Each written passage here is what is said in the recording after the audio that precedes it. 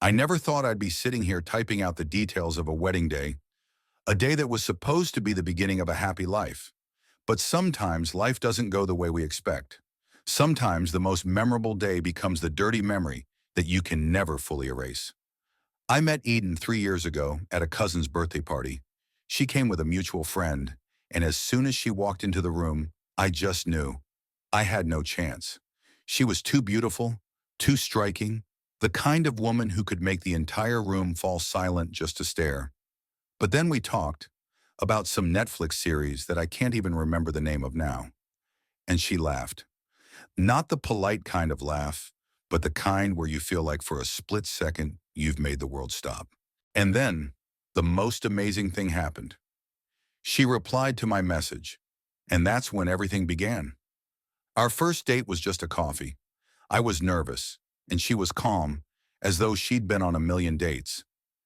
Eden talked about her work at the dental clinic, her strange roommate who made sure I could never come to her apartment. We talked about music, movies, the little things. There were no fireworks, but there was a connection. At least I thought there was. Soon enough, Eden practically moved into the old two-bedroom apartment I was renting. Her things were all over the bathroom, the kitchen, and even the closet. But she kept her own apartment. When I asked, Eden said it was because her lease wasn't up. I believed her. Why wouldn't I? I loved her.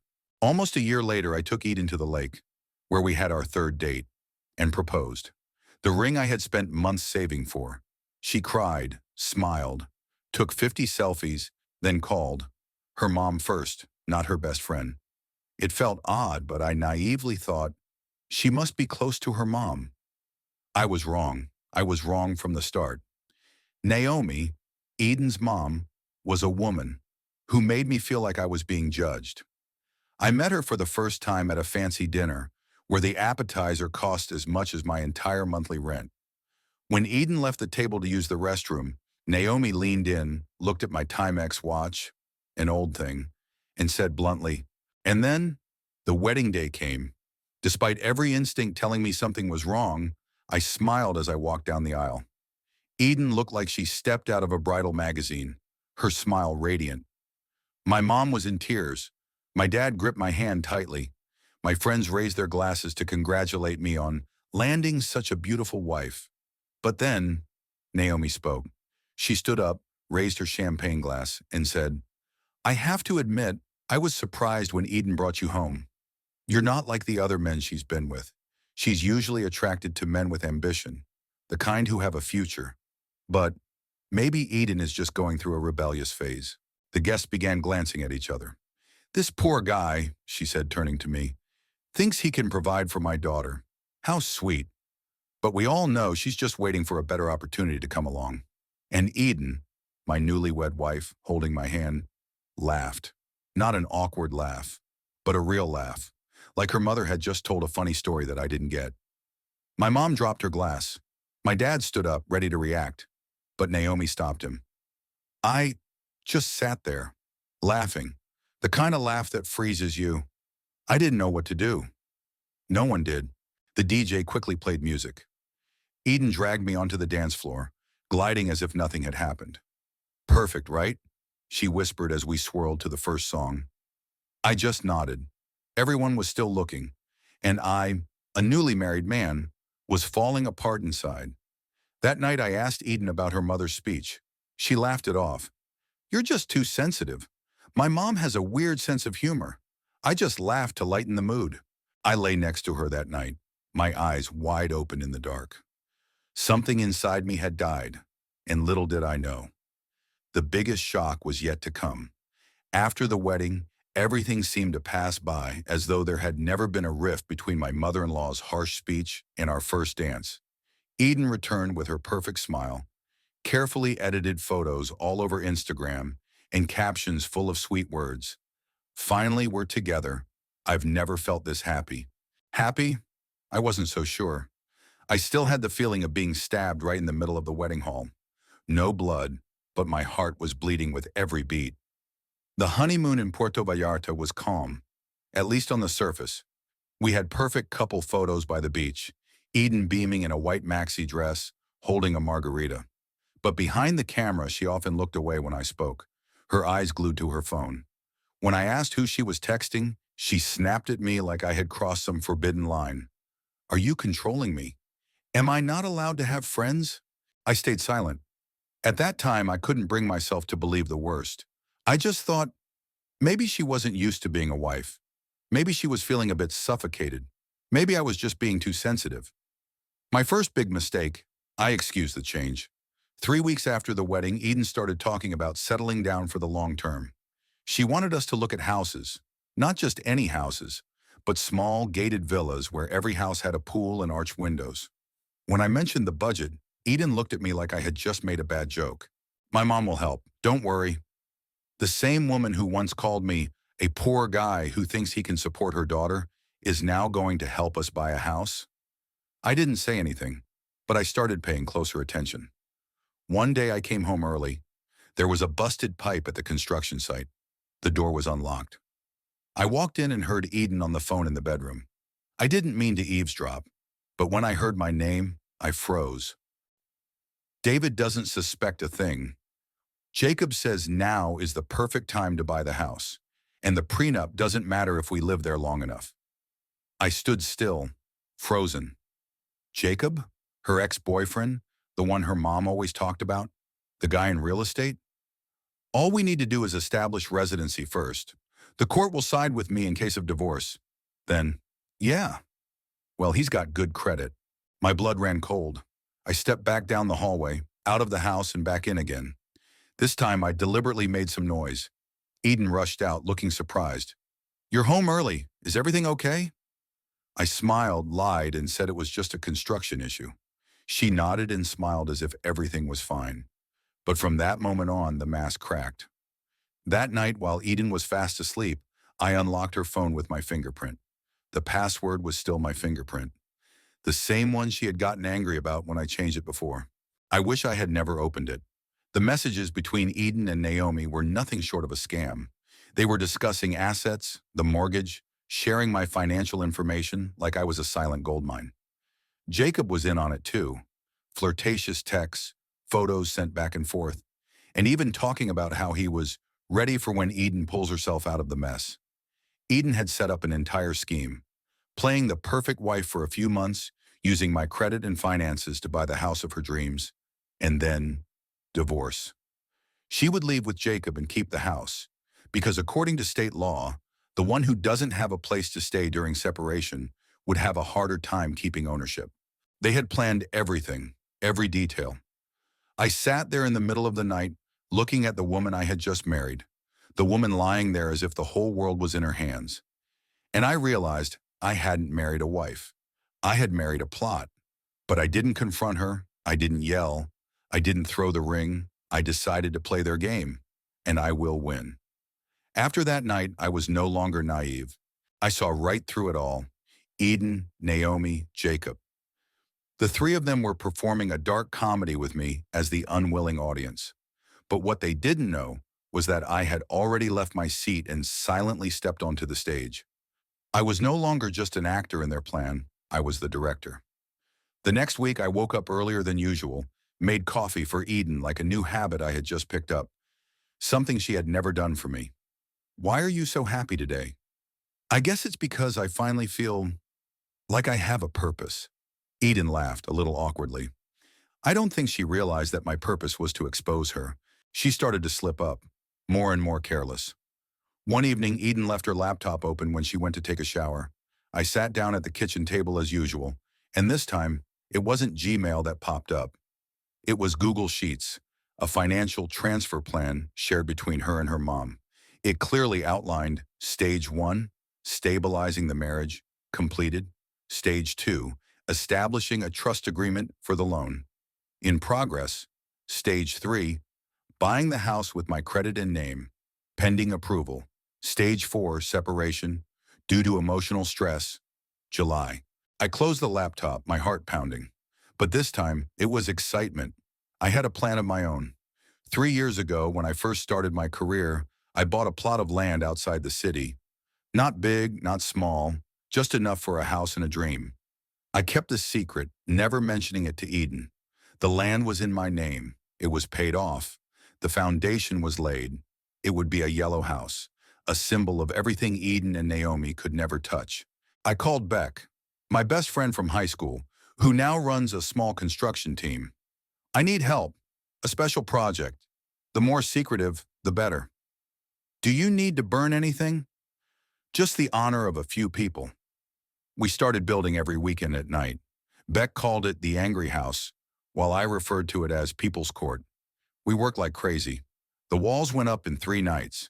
The windows were installed the first weekend. The wooden floors were cut from leftover stock. The kitchen cabinets came from a liquidation store. The bathroom fixtures were from a recent teardown. Every brick, every pipe was laid down with my sweat and the pain Eden left behind. Meanwhile, Eden continued playing the part of the perfect wife. She talked about curtains for our future home. She asked if I could work overtime to save up enough for the down payment. You won't believe this. Jacob just sent my mom a list of houses in Lakeside Manor. One has a standing tub and a small garden. Perfect, right? I nodded, smiled. Perfect. I have a surprise for you, too. Then came the fateful Sunday. I told her that after viewing houses with her mom, I wanted to take Eden to a special place. She was excited, thinking I was about to propose again or sign a house contract. Naomi arrived dressed like she was attending a real estate investment conference. Jacob also showed up, smiling politely but eyeing me with disdain. They had no idea what was waiting for them behind that gate. We arrived at my land. The gravel road leading in was eerily silent, as if the earth itself was holding its breath. When we reached the top of the hill, the yellow house appeared in the afternoon sunlight, bold, strange, and unlike anything they had ever seen. Eden slammed the brakes in the middle of the road. Naomi's mouth dropped open. Jacob blurted out, "What the hell?" I stepped out of the car and extended my hand. "Welcome to the house I built. With money, with sweat, and with all the lies you thought I didn't know about." Eden's face shifted from shock to a forced attempt at cheerfulness. I didn't know you were doing this. It's pretty unique. But why yellow?" I smiled. "Because it's the color of light. And now that light has exposed all the darkness you and your mother have been hiding." Naomi blushed. "You're accusing us. This is ridiculous." "No," I said. "This is the truth.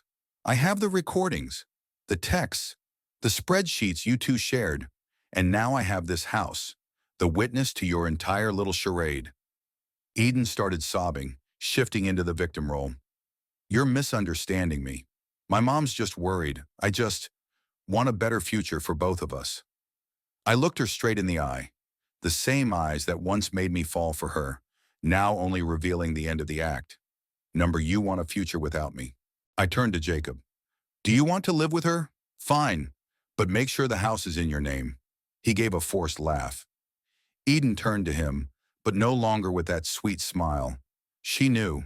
The game was over. The story didn't end there. I still had other moves to make, my final cards to play. But that day at the Yellow House, they had torn down the fake castle they tried to build.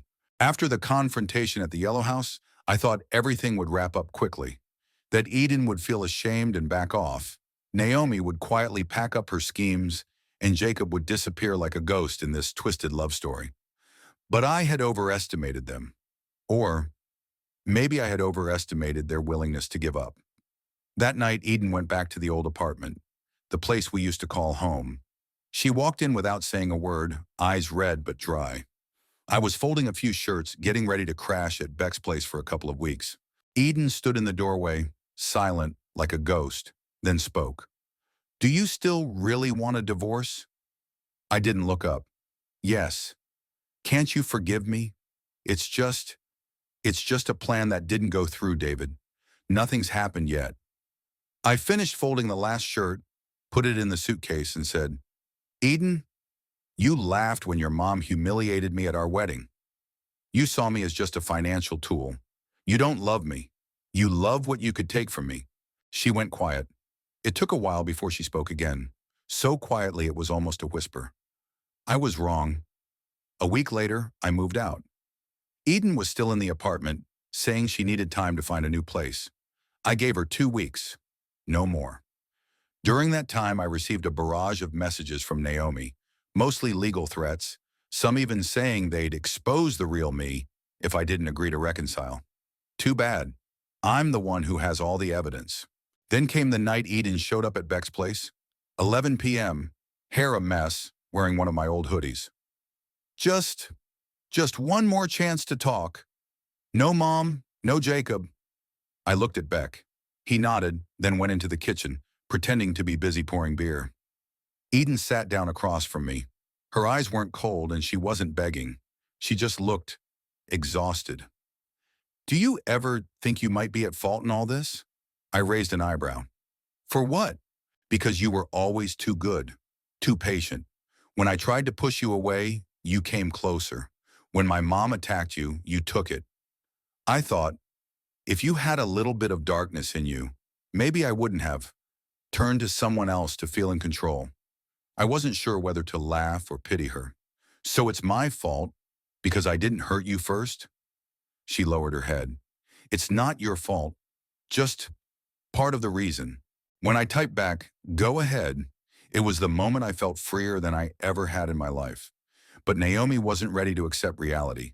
She came back with one final blow, spreading false information about me on social media, calling me the betrayer who deceived her daughter. I didn't respond. I didn't need to. My evidence was in the lawyer's hands, and the truth doesn't need to scream. As soon as Eden received the divorce papers, Naomi started again. No more indirect messages, no more hiding behind her daughter. This time she called my lawyer directly.